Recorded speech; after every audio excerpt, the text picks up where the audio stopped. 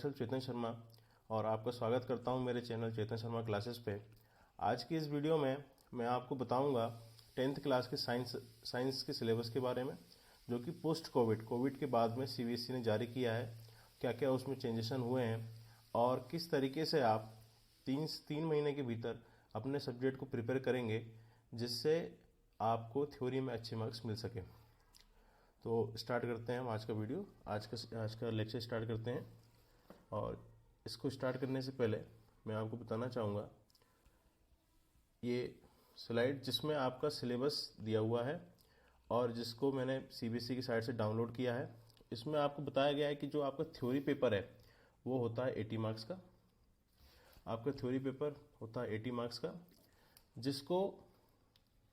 जिसकी मार्क की जो डिफरेंशिएशन है, जो उसका डिवाइड है, वो आपको ये दिया गया है।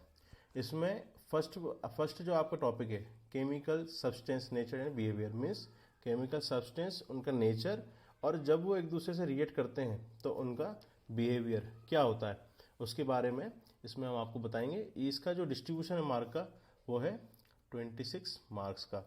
मीन्स काफ़ी ज़्यादा मार्क्स आप देखेंगे तो काफ़ी ज़्यादा मार्क्स यहाँ केमिस्ट्री से पूछे जाते हैं। इन जनरल जब आप 11th क्लास में जाएंगे तो ये सारा का सारा पोर्शन आपका केमिस्ट्री में कवर होने वाला है। इसके बाद जो सेकंड टॉपिक आता है वो होता है आपका world of living. World of living में आप पढ़ते हैं बायोलॉजी के बारे में, बायोलॉजी का बेसिक्स आप कह सकते हैं, बायोलॉजी का बेसिक्स। बायोलॉजी का बेसिक्स मीन्स बायोलॉजी का बेसिक्स मीन्स जहाँ से, जैसे आपका सेल हुआ, प्लांट सेल हुआ, एनिमल सेल हुआ, कहाँ से आपकी बॉडी का उत्पत्ति हुई, इवोल्यूशन हुआ, कहाँ से आपकी बॉडी बनना शुरू हुई। और आप सभी जानते हैं कि बॉडी का सबसे जो बेसिक पार्ट होता है वो सेल होता है। तो किस तरीके से सेल का स्ट्रक्चर होता है, सेल होता है, उसके अंदर डीएनए आरएनए किस तरीके से होते हैं, कैसे सेल वर्क करती है, कैसे सेल फूड जनरेट करती है, कैसे एक्सट्रिया बाहर करती है, तो सबके बारे में आप पढ़ेंगे। इसके बाद जो थर्ड वाला जो आपका पोर्शन है, जिसको आप कह सकते हैं थर्ड चैप्टर, वो है आपका नेचुरल फिनोमेना, और फोर्थ चैप्टर। ये दोनों आपके जो चैप्टर्स हैं ये आपके आते हैं फिजिक्स के अंदर। नेचुरल फिनोमेना में एक जो बड़ा पार्ट कवर करता है वो कवर करता है लाइट का सिलेबस। लाइट क्या होती है, लाइट किस तरीके से रिफ्लेक्ट होती है, लाइट किस तरीके से रिफ्रैक्ट होती है, और लाइट के अलग अलग फिनोमेना किस तरीके से आपके स्पेरिकल लेंस होते हैं, कि आपके मिरर क्या होते हैं, आपके लेंस क्या होते हैं, स्पेरिकल क्या होते हैं, क्यूबिकल, इस तरीके से जितने भी आपके जो शेप में मिरर्स होते हैं, आपके लेंस होते हैं, उसके बारे में हम इसको डिटेल करेंगे। इसके बाद जो फाइनल जो चैप्टर है वो है आपका नेचुरल रिसोर्सेज। ये नेचुरल रिसोर्सेज में आपके इन्वायरमेंट के बारे में आपको काफ़ी कुछ बताया गया है। और मैं आपको बता दूं, इन्वायरमेंट एक ऐसा सिलेबस है जो 10th के बाद जब भी आप किसी भी कॉम्पिटिटिव एग्जाम की तैयारी करेंगे, कॉम्पिटिटिव एग्ज़ाम लाइक आप इसके बाद एनडी की तैयारी कर सकते हैं, इसके बाद आप कोई भी ओलंपियाड की तैयारी कर सकते हैं, एनडी की तैयारी कर सकते हैं। जितने भी आप एग्जामिनेशन की तैयारी करेंगे, यूपीएससी का जो सिविल सर्विसेज एग्ज़ाम भी होता है, सिविल सर्विसेज एग्जामिनेशन होता है, उसमें भी इन्वायरमेंट बहुत बड़ा रोल अदा करता है, बहुत इंपॉर्टेंट पार्ट, काफ़ी इंपॉर्टेंट सिलेबस कवर करता है। तो इसके बाद नेचुरल रिसोर्सेज में हम पढ़ेंगे इन्वायरमेंट के बारे में। क्या हमारा इन्वायरमेंट है, कैसे वो बना, क्या उसके अंदर होता है, क्या इकोसिस्टम होता है, क्या इसका बिहेवियर्स होता है, उनमें एनिमल्स का बिहेवियर क्या होता है, एनिमल और जो आपके नॉन लिविंग थिंग्स हैं, लिविंग थिंग्स हैं, उनके बीच में नेचर क्या होता है, रिलेशन क्या होता है, इस सब के बारे में हम डिस्कस करेंगे।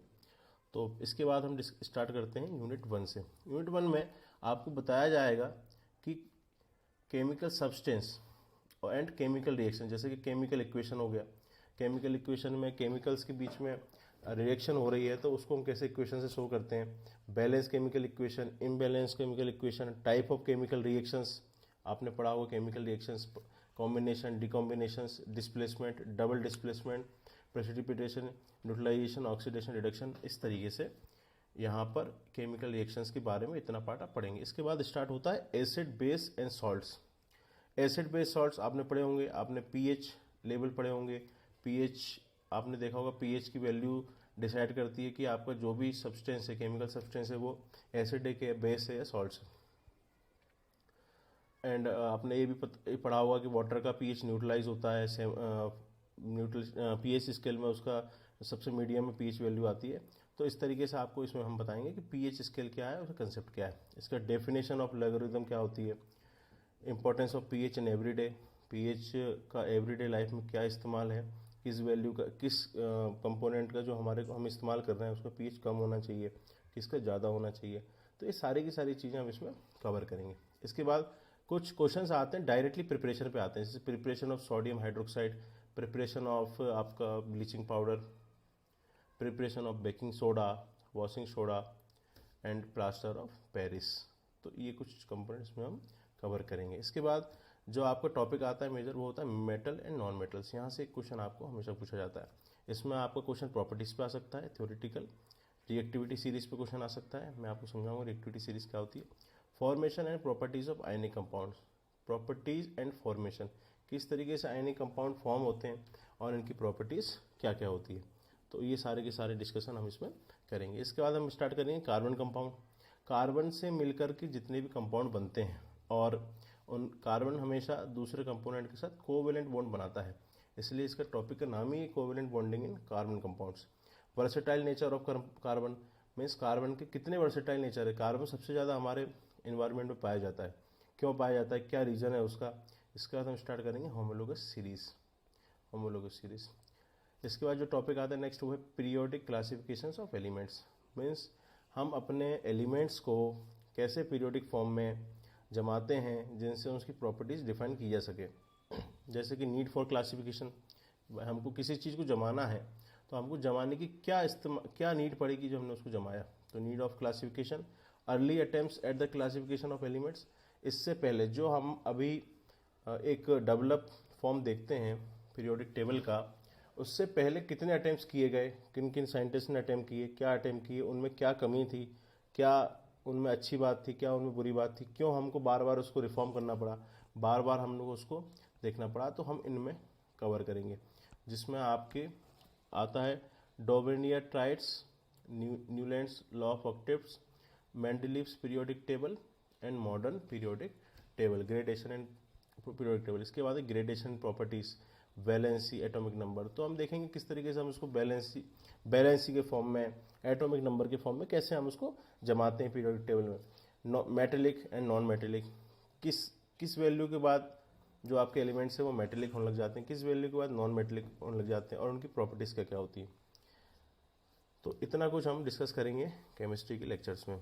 इसके बाद नेक्स्ट जो आपकी थीम है वो है the world of living unit 2, means इसमें जो यूनिट 2 है जो आपकी चैप्टर 2 में है वो है world of living units. World of living unit, world of living means जो लोग हम जो जीते जाते लोग हैं, जो सांस ले रहे हैं, उनका वर्ल्ड मीन्स उनके बारे में, उनके संसार में हमको स्टडी करना है कि उनके संसार में क्या चीज़ें हम पढ़ते हैं। जैसे कि लाइफ प्रोसेसेस, लाइफ प्रोसेस में क्या है, जिंदा रहने के लिए जितने प्रोसेसेस होती हैं वो सब लाइफ प्रोसेस के अंतर्गत आती हैं। लिविंग बींग कौन है, कैसे हैं, इसकी क्या डेफिनेशन है, बेसिक कंसेप्ट ऑफ न्यूट्रिशन। देखिए जो हमारी लाइफ प्रोसेस है उसमें आता है न्यूट्रिशन, रेस्पिरेशन, ट्रांसपोर्टेशन, एक्सक्रीशन। अब ये दोनों में होता है, क्योंकि लिविंग थिंग क्या है लिविंग थिंग क्या है, प्लांट्स भी लिविंग थिंग है और एनिमल्स भी लिविंग थिंग है। तो सीधी सी बात यह है कि क्योंकि ये लिविंग प्रोसेस है, लाइफ प्रोसेस है, मतलब लाइफ को जिंदा रखने की प्रोसेस है, तो ये पाई भी दोनों में जाएंगी, जो लिविंग थिंग्स है। और लिविंग थिंग्स कौन से हैं, प्लांट्स हैं और एनिमल्स हैं। तो इसमें basic concept of nutrition means nutrition का जो बेसिक कंसेप्ट है, nutrition, respiration, transportation and excretion, ये दोनों की दोनों प्लांट्स में और एनिमल्स में दोनों में पाई जाती हैं। तो इसके दोनों के बारे में पढ़ा जाएगा। इसके बाद टॉपिक आता है रिप्रोडक्शन। रिप्रोडक्शन में कैसे एक लिविंग बींग अपने जैसे अनदर लिविंग बींग को प्रोड्यूस कर पाता है, either by the help of sexual and asexual reproduction. और इसके बाद कौन कौन से इसके मेथड है, जो इसके मेथड है वो है, ये दोनों में ही होता है, एनिमल एंड प्लांट, बिकॉज दोनों लिविंग बींग है। इसके दो मेथड्स हैं, सेक्सुअल, असेक्सुअल। और इसके बाद रिप्रोडक्टिव हेल्थ क्या होती है, इसके बारे में आपको बताएंगे। Need and methods of family planning, क्या फैमिली प्लानिंग की नीड है और ये कैसे हम करते हैं। इसके बाद टॉपिक है safe sex versus HIV AIDS, child bearing and women health. क्या हमारे चाइल्ड बियरिंग है, उनकी वुमेन्स की क्या हेल्थ को हम कैसे देखते हैं, क्या उसके कंसेप्ट आते हैं, उसको हम इसमें डिस्कस करेंगे। इसके बाद बात आती है हेरिडिटी की। हेरिडिटी मीन्स एक जनरेशन का दूसरे जनरेशन से उसके सेम ट्रेड्स अपने में कन्वर्ट करना या अपने में ले लेना। जैसे आपने देखा होगा कि जो बच्चे होते हैं हमेशा माँ बाप के जैसे दिखते हैं, उनके मम्मी पापा जैसे दिखते हैं, तो उनमें कुछ गुण उनके माँ बाप के ऑटोमेटिक आ जाते हैं, मम्मी पापा के आ जाते हैं। इसको हम कहते हैं हेरिडिटी। कन्वर्जन आप कह सकते हैं, ट्रांसपोर्टेशन ऑफ आप कह सकते हैं उनके गुण, मतलब एक जनरेशन का दूसरे जनरेशन में सेम के सेम उनके गुण ट्रांसफर होना, जाना, इसको हम कहते हैं हेरिडिटी।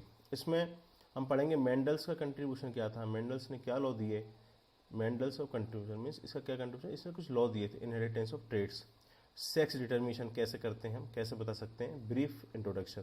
तो इसके बारे में आपको ज़्यादा डिटेल नहीं पढ़ना है, इसमें सिर्फ ब्रीफ इंट्रोडक्शन आपको इसमें पढ़ना है। तो इसके साथ आपका जो सिलेबस है जो बायो के अंतर्गत आता है वो आपका इस थीम से लेकर के इंट्रोडक्शन तक, यहाँ तक हेरिडिटी तक, 3 मेन टॉपिक्स हैं इसमें, लाइफ प्रोसेस, रिप्रोडक्शन, हेरिडिटी, तो इसमें ख़त्म हो जाता है।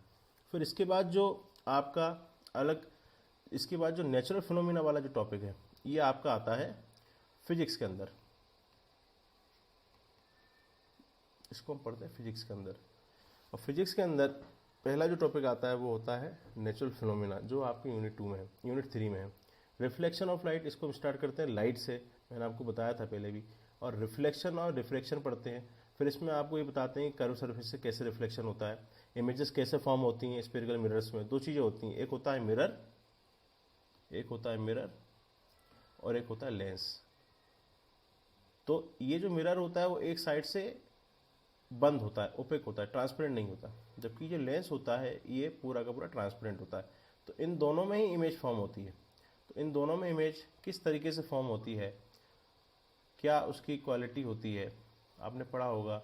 फोकस से पहले ऑब्जेक्ट रखते हैं तो क्या इमेज आती है, फोकस के बाद ऑब्जेक्ट रखते हैं तो क्या इमेज आती है। तो वो सारी चीज़ें इसमें हम डिस्कस करने वाले हैं। इसके बाद कुछ डेरिवेशन इसमें आते हैं, जैसे कि प्रिंसिपल एक्सिस, प्रिंसिपल फोकस, ये पूरे के पूरे मैं आपको डिफाइन करूंगा कि क्या प्रिंसिपल एक्सिस होता है, क्या प्रिंसिपल फोकस होता है, क्या फोकल लेंथ होती है। फिर इनको मिला करके हम ड्राइव करते हैं मिरर फॉर्मूला। अब आपके में लिखा हुआ डेरिवेशन नॉट रिक्वायर्ड, मीन्स आपको यहाँ से 2 टाइप के क्वेश्चन बनेंगे, एक तो होगा आपका थ्योरी और एक आपका होगा न्यूमेरिकल। तो इनमें चूंकि आपको अलग से लिख के दे दिया है सीबीएसई ने कि इसमें डेरिवेशन नहीं रिक्वायर्ड है, मतलब डेरिवेशन आपसे नहीं पूछा जाएगा, तो क्या पूछा जाएगा, इसमें पूछा जाएगा आपसे थ्योरी और न्यूमेरिकल वाला पार्ट। ये टॉपिक इसलिए भी इंपॉर्टेंट है क्योंकि आपको 12th क्लास में इस सेम का सेम टॉपिक आपको काफ़ी वाइड तरीके से और आपको काफ़ी, आप कह सकते हैं मैग्नीफाई तरीके से पढ़ना पड़ता है, इसलिए ये टॉपिक बहुत इंपॉर्टेंट है। इससे क्वेश्चन सीबीएसई हमेशा पूछता है। इसके बाद बात आती है मैग्नीफिकेशन। मैग्नीफिकेशन का मतलब होता है किसी इमेज को हम बढ़ा करके कैसे देख सकते हैं, या कैसे कब कोई इमेज हमको मैग्नीफाई करके दिखती, बड़ी दिखती है, तो उसको मैग्नीफिकेशन के अंदर पढ़ते हैं। वो मैं आपको डिस्कस करूँगा, आपको बताऊँगा। रिफ्लेक्शन के बाद अगला जो टॉपिक आता है वो होता है रिफ्रैक्शन। इसके भी लॉज होते हैं, इसका भी रिफ्रैक्टिव इंडेक्स होता है, किसी भी ऑब्जेक्ट का रिफ्रैक्टिव इंडेक्स क्या होता है, कैसे एक्सप्लेन करते हैं, वो मैं सारी चीज़ें आपको इसमें बताऊँगा। Refraction of light by spherical lens, means पहले आप पढ़ रहे थे reflection of light by spherical mirrors, अब आप पढ़ेंगे refraction of light by spherical lens. Image क्या क्या फॉर्म होंगी, image formed by spherical lenses, lens formula. देखिए यहाँ भी लेंस फार्मूला में आपको डेरिवेशन नॉट रिक्वायर्ड लिखा हुआ, डेरिवेशन की जरूरत नहीं है, मतलब यहाँ से भी आपको मैग्नीफिकेशन और पावर ऑफ लेंस पर या लेंस फार्मूला पर या तो थ्योरी पूछी जाएगी, ये क्या होते हैं, इनकी डेफिनेशन, और न्यूमेरिकल। ये 2 टाइप के क्वेश्चन आपको यहाँ पे बनेंगे जिसका आपको जवाब देना होगा। Reflection of light through a prism. देखिए प्रिज्म अपने आप में एक कंप्लीट टॉपिक है, इससे हमेशा एक क्वेश्चन पूछा जाता है। प्रिज्म क्या होता है, प्रिज्म कैसे बनता है, कहाँ, यहाँ से हम इसको कैसे रिलेट कर पाते हैं रिफ्रैक्शन के through. Dispersion of light, light के dispersion, scattering of light and application in daily life. देखिए यहाँ आपने इन दोनों पार्ट में, एक रिफ्लेक्शन में और रिफ्रैक्शन में जो आपने चीज़ें पढ़ी, अब वो आप यहाँ पे अप्लाई करेंगे किसमें, प्रिज्म में। प्रिज्म में हम आप पढ़ेंगे कि लाइट को कैसे डिस्पर्ज हम करते हैं और लाइट की कैसे स्कैटरिंग, 2 फिनोमेना होते हैं लाइट के साथ, डिस्पर्जन और स्कैटरिंग। इन दोनों का हम रियल लाइफ में क्या इस्तेमाल करते हैं वो आप पढ़ेंगे इस टॉपिक के अंदर, एप्लीकेशन इन डेली लाइफ। सो इसके साथ पहला जो आपका एक पड़ाव कह सकते हैं फिजिक्स का वो ख़त्म होता है। इसके बाद आप थोड़ा सा हायर हायर फिजिक्स की तरफ जाते हैं, जिसमें आपके पास एक टॉपिक दिया हुआ है हाउ थिंग्स वर्क, मतलब कैसे चीज़ें काम करती हैं। कैसे चीज़ें काम करती हैं, उसमें आपका टॉपिक दिया हुआ इफेक्ट ऑफ करंट। देखिए आपको सिर्फ, वैसे तो दो प्रकार की चीज़ें होती हैं, एक होता है मैकेनिकल, एक मैकेनिकल तरीके से चीज़ें काम करती हैं, और दूसरा होता है इलेक्ट्रिकल। और इलेक्ट्रिकल, आपको सिर्फ इलेक्ट्रिकल के बारे में पढ़ना है। जब आप इसके आगे मैथ साइंस लेते हैं 11th और 12th में, तो 11th में आप पढ़ेंगे मैकेनिक्स, जिसमें आप पढ़ेंगे फोर्स। फोर्स के कारण जितने भी फिनोमिना आते हैं, जितने भी फिनोमिना आपके फोर्स के कारण आते हैं, वो सारे के सारे मैकेनिकल पार्ट में आप स्टडी करते हैं, मैकेनिकल पार्ट में। और जब आप 12th में जाएंगे तो आपका सबसे मेजर टॉपिक होगा, वो होगा इलेक्ट्रिकल। मीन्स 12th क्लास की फिजिक्स में जो सबसे मेजर टॉपिक होता है वो होता है इलेक्ट्रिकल पोर्शन। इसमें स्टार्टिंग ही जो है आपको इलेक्ट्रोस्टैटिक्स, मैग्नेटोस्टैटिक्स और इलेक्ट्रिक करंट, इन सब चीज़ों से स्टार्टिंग होती है। इसमें आप करंट के बारे में बिल्कुल डिटेल पढ़ते हैं, सारी इसमें सॉलिड स्टेट डिवाइस पढ़ते हैं।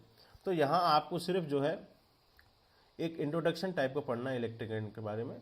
तो पढ़ेंगे आपकी इलेक्ट्रिक करंट क्या होता है, फ्लो ऑफ चार्ज क्या होता है, एज रिस्पेक्ट टू टाइम क्या होता है, पोटेंशियल डिफरेंस क्या होता है, इलेक्ट्रिक करंट क्या होता है, इसमें रेजिस्टेंस कैसे हम निकालते हैं, रेजिस्टेंस होता क्या है पहले तो ये बात, फिर रेजिस्टिविटी, फिर ऐसे कौन से फैक्टर्स हैं जो रेजिस्टेंस को इफेक्ट करते हैं, किसके, कंडक्टर के रेजिस्टेंस को इफेक्ट करने वाले फैक्टर्स। ये जनरली थ्योरी क्वेश्चंस होते हैं और बहुत आसान होते हैं, जैसा मैं आपको समझाऊंगा आप पढ़ेंगे बिल्कुल आपको पूरा समझ में आ जाएगा। फिर इसके बाद कॉम्बिनेशंस ऑफ रजिस्टर्स की बात की जाती है कि कितने कॉम्बिनेशंस होते हैं। जनरली 2 कॉम्बिनेशंस होते हैं, सीरीज और पैरेलल, और इन दोनों का कॉम्बिनेशन, दोनों का कॉम्बिनेशन मीन्स सीरीज भी होगा उसमें और पैरेलल भी होगा, इस तरीके से। तो कॉम्बिनेशन ऑफ रजिस्टर्स। अब इसके एप्लीकेशन क्या है डेली लाइफ में, क्योंकि आप साइंस में तो 2 ही चीज़ होती हैं, एक तो कंसेप्ट को समझना और उसका एप्लीकेशन करना। तो इसमें आप देखेंगे इस टॉपिक में combination of resistors and its application in daily life. इसमें आप समझेंगे कि आपके कॉम्बिनेशन ऑफ रजिस्टर्स तो आपने पढ़ ली है कि भाई 2 टाइप से होते हैं और आप कंबाइन भी कर लेंगे, पर इसका आपकी डेली लाइफ में क्या इस्तेमाल है उसको आप पढ़ेंगे। फिर इसके बाद आप पढ़ेंगे heating effect of electric current. Electric current की मदद से कैसे हम हीट जनरेट कर सकते हैं। और आप सब जानते हैं हीट का हमारे लाइफ में कितना रोल है। कुकिंग, हम खाना पकाने से लेकर ठंडियों में कमरों को गर्म रखना, जो बर्फीली जगह होती है वहाँ पे टेम्परेचर को मेंटेन करके रखना, सभी जगह आपकी ऑटोमोबाइल सेक्टर में और आपकी गाड़ियों में सभी जगह आप हीटिंग इफेक्ट का इस्तेमाल करते हैं, जो कि हम इलेक्ट्रिक करंट से डेवलप कर सकते हैं। इसलिए इसमें जो अगला टॉपिक है वो है heating effect of current and its application in daily life. Daily life में इसका क्या एप्लीकेशन है। जनरली साइंस पढ़ने का एक ही मकसद होता है, आपको चीज़ें बताना और चीज़ों को आप डेली लाइफ में कैसे इस्तेमाल कर सकते हैं। इसके बाद इलेक्ट्रिक पावर क्या होती है, inter relation between P, V, I and R. P क्या होता है, पी होता है आपका पावर, वी क्या होता है आपका वोल्टेज, और आई क्या होता है आपका करंट, और आर क्या होता है आपका रजिस्टर। ये सारी चीज़ मैं आपको समझाने वाला हूँ बड़ा डिटेल में जब मैं इस टॉपिक को उठाऊंगा। रजिस्टर मीन्स रजिस्टेंस के ग्रुप को हम रजिस्टर्स बोलते हैं। फिर इसके बाद अब करंट क्योंकि फ्लो हो रहा है, तो करंट के फ्लो होने की वजह से एक फिनोमेना निकल के आता है, उसको हम बोलते हैं magnetic effect. Magnetic effect of current क्या होता है इसके बारे में हम लोग डिटेल में पढ़ेंगे। इसके बाद इसमें मैग्नेटिक फील्ड क्या होती हैं, मैग्नेटिक फील्ड लाइंस क्या होती हैं, magnetic field lines, magnetic field lines. इसके बाद field due to current carrying conductor. किसी कंडक्टर में करंट कैरी कर रहा है तो क्या उसमें मैग्नेटिक फील्ड आएगी। अब इसमें स्पेसिफाई नहीं किया गया है कि डेरिवेशन नॉट रिक्वायर्ड, तो आप इसका डेरिवेशन भी करके जाएं, जो भी 2-3 एक्सप्रेशन निकलते हैं उनको आप पढ़ के जाएं। Field due to current carrying और सोलेनॉइड मीन्स आपका जो फील्ड है किसकी वजह से, करंट कैरिंग सोलेनॉइड। सोलेनॉइड क्या होता है मैं आपको समझाऊंगा, कॉइल होती है current carrying coil. Current carrying coil को ही आप सोलेनॉइड बोलते हैं। तो जब सोलेनॉइड या फिर कोई करंट कैरिंग कॉइल होती है तो उसमें क्या फील्ड आती है, उसका क्या रिलेशन होता है, वो आपको अच्छे से इस पर देखना है। फिर इसके बाद बात करेंगे हम, देखिए अब आपने इसमें फील्ड की तो बात कर ली क्या आ रही है, पर अब इस फील्ड क्या आ रही है, अब इसके बाद इस फील्ड के क्या रिएक्शन होते हैं, क्या इफेक्ट आते हैं। तो सबसे बड़ा इफेक्ट इसमें आता है फोर्स, इससे फोर्स डेवलप होता है, force on current carrying conductor, इस पर फोर्स डेवलप होता है। फोर्स डेवलप होने से इसको हम कहाँ इस्तेमाल करते हैं, मोटर्स में इस्तेमाल करते हैं। मैं आपको बताऊंगा कैसे मोटर्स में इसको हम इस्तेमाल कर सकते हैं, कैसे फोर्स डेवलप होगा, क्या उसकी डायरेक्शन होगी, क्या उसकी वैल्यू होगी और कैसे वर्क करेगा। फिर इसका तो बात करेंगे Fleming left hand rule, electric motor, देखिए मैंने कहा आपको आएगी motor, electric motor, electromagnetic induction, induced potential difference, induced current, Fleming right hand rule and full stop. इसके बाद आपको कुछ भी डिस्कस नहीं करना है, तो काफ़ी कुछ चीज़ें आप इसमें डिस्कस कर लेंगे। इसके बाद जो अगला आपकी थीम है वो है आपकी नेचुरल रिसोर्सेज। नेचुरल रिसोर्सेज में आपका जो यूनिट है, यूनिट 5 लास्ट यूनिट, उसमें दिखा गया है एनवायरनमेंट। मैंने आपको कहा था इसमें एनवायरनमेंट की बात हम करेंगे, जो कि हमारे फिजिक्स केमिस्ट्री, इन दोनों से, फिजिक्स केमिस्ट्री बायो से, तीनों से अलग है। ये अपने आप में एक अलग वेटेज कैरी करता है और अपने आप में एक अलग फील्ड है। एनवायरनमेंट में जो हमारा इकोसिस्टम है, इकोसिस्टम क्या होता है इसको हम पढ़ेंगे, इकोसिस्टम।